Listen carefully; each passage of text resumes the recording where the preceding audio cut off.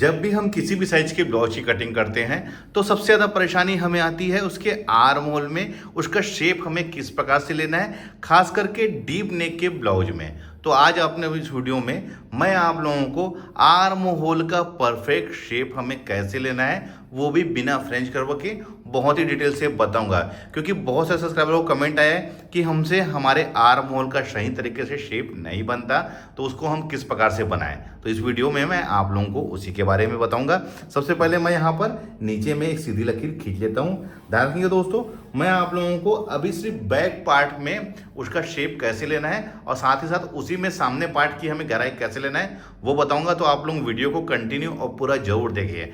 देखिए, ये मैं आप लोगों को डीप गले के अकॉर्डिंग बता रहा हूँ और सभी साइज में हमको आर्म होल का शेप इसी फार्मूले से निकालना है। और ध्यान रखिए, कई बार कुछ लोग कहने होता है कि हमारे पास में फ्रेंच कर्व नहीं है तो हम उसके आर्म होल का सही शेप नहीं ले पा रहे हैं, क्योंकि आमतौर पे ब्लाउज की जब हम कटिंग करते हैं तो आर्म होल में ही हमें सबसे ज़्यादा परेशानी आती है। अब जैसे सपोजिंग ब्लाउज की लंबाई हमारी 14 इंच है तो उसमें 1 इंच प्लस कर लेना है, क्योंकि जो भी हम लंबाई में लेते हैं दोस्तों उसमें हमें 1 इंच प्लस करना रहता है, वो सिलाई मार्जिन के लिए। देखिए, ऊपर के साइड में मैं भी आप लोगों को बताना चाहूँगा, ऊपर शोल्डर के साइड में हमें 1.25 इंच दबाना है। देखिए ध्यान रखिए, 1.25 इंच, 3/4, 1/4 इंच कम यानी 1/4 इंच कम 1 इंच में। अब देखिए, मैं डीप गले के अकॉर्डिंग बता रहा हूँ। गला हमारा डीप 10 इंच है और मैं इसका शोल्डर लूंगा 11 इंच, क्योंकि मैं 38 साइज के अकॉर्डिंग बता रहा हूँ। ध्यान रखिए, 38 साइज के अकॉर्डिंग। मैं सिर्फ इसमें अभी आर्म होल का शेप हमें किस प्रकार से निकालना है वो आप लोगों को बता रहा हूँ। देखिए, ये यहाँ पर मैं इसको यहाँ पर ले लूँगा। देखिए, 38 साइज में डीप गला 10 इंच और इसका शोल्डर मैं लिया हूँ 11 इंच। देखिए, साइज कोई भी हो आपको सेम फार्मूले से उसकी कटिंग करना है। अब देखिए, मैं इसका आर्म होल ले रहा हूँ 6 इंच। ध्यान रखेंगे, ये 6 इंच। अब ये 6 इंच क्यों लिया हूँ दोस्तों, इसे भी आप लोगों को अभी बताऊँगा। ध्यान रखेंगे, ये यहाँ पर से इसको खींच लिए।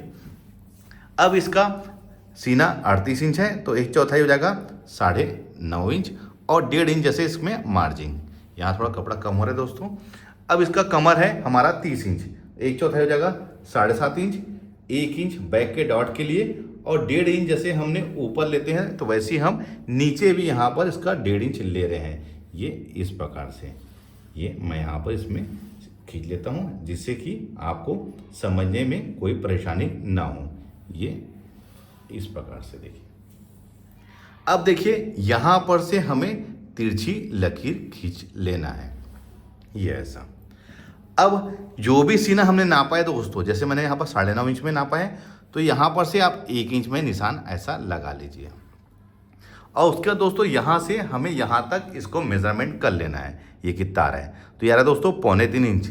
अब इसे हमें अंदर वाली तिरछी लकीर में दोस्तों यहां पर से देखिए, यहां पर से यहां 3.25 में निशान लगा के इसी के अंदर हमें इसका सामने पार्ट की गहराई को ड्रा करना है। ये देखिए, देखेंगे दोस्तों मैंने कहां पर से इसको मिलाया है, जहां पर मैंने 3.5 इंच में नाप लिया है, यहां से मैंने 3.5 इंच नाप लिया था यहां तक और यहां से यहां तक। तो देखिए, मैंने यहीं पर इसका शेप बैठाला है। अब मैं आप लोगों को आर्म होल का जो शेप है अगर हम फ्रेंच कर्व से कटिंग करते तो कैसे आता, तो देखिए मैं आप लोगों को, ये देखिए इसका शेप ऐसा लग रहा है दोस्तों जैसे कि मैंने फ्रेंच कर्व से ही इसका शेप को लिया हूं, यानी कि आर्म होल के शेप को, लेकिन मैंने बिना फ्रेंच कर्व के आर्म होल का अभी शेप को लिया हूं।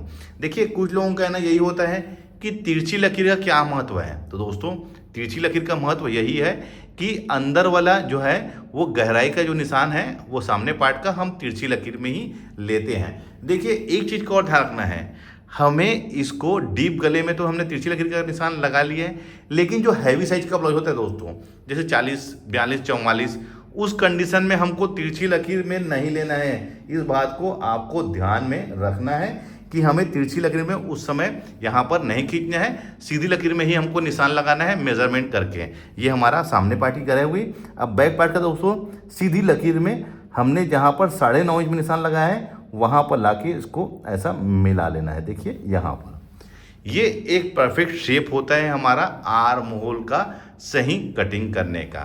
ध्यान रखेंगे, साइज कोई भी हो, देखिए ऐसा नहीं है कि इसको 38 साइज में ही हम ले रहे हैं, 36 साइज में भी ऐसी ले सकते हैं, 34 साइज में ही ले सकते हैं, लेकिन ध्यान रखना है हमको कि शोल्डर और आर्म होल उस कंडीशन में कम ज़्यादा होगा, लेकिन फार्मूला हमको सेम यूज़ करना है। अब मैं आप लोगों को इसके आर्म होल को मेजरमेंट करके दिखाता हूँ। ये 1.25 इंच हमारा सिलाई मार्जिन हो गया।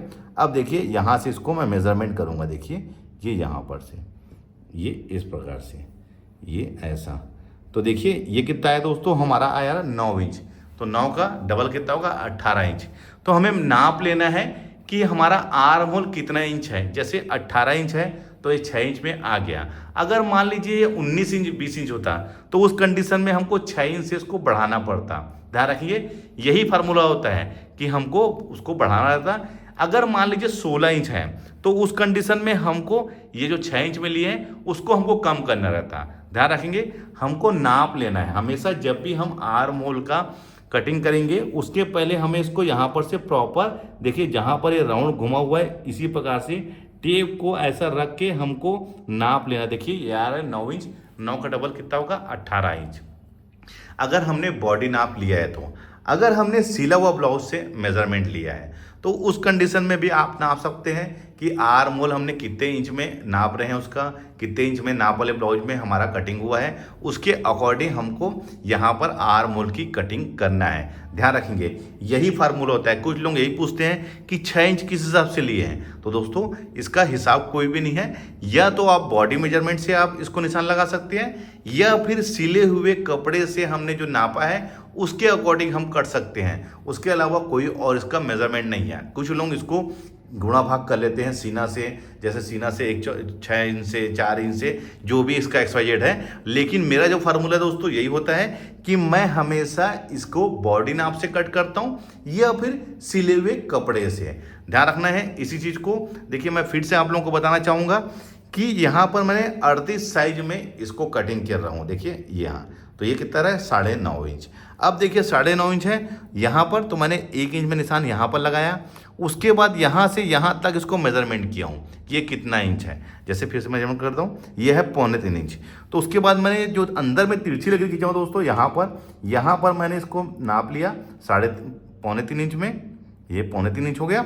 और यहीं पर से यहाँ तक जहाँ पर हमने निशान लगाया उसमें इसको सामने पार्ट की गहराई को ड्रा किया हूँ। और वैसे ही इसके बाद इसको बैक पार्ट की गहराई को मैंने से किया। देखिए ये फार्मूला बहुत ही बेस्ट फार्मूला दोस्तों।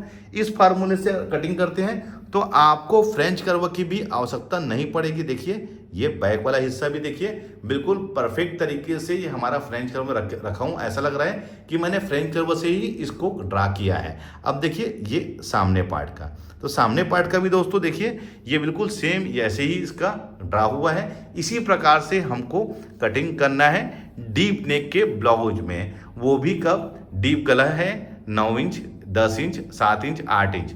अगर कॉलर वाला ब्लाउज है या बोट नेक ब्लाउज है दोस्तों, तो उस कंडीशन में आर्म होल का जो शेप और जो कटिंग करने का तरीका अलग होता है। इस बात को आपको ध्यान रखना है। और ये ध्यान रखना है हमको हैवी साइज के ब्लाउज में हमें यहाँ पर तिरछी लकीर नहीं खींचना है।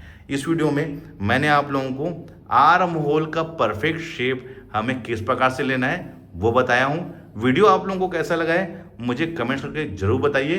तो मिलते हैं अपने किसी ऐसी जानकारी भरी वीडियो में। जब तक के लिए take care, thank you for watching, जय हिंद।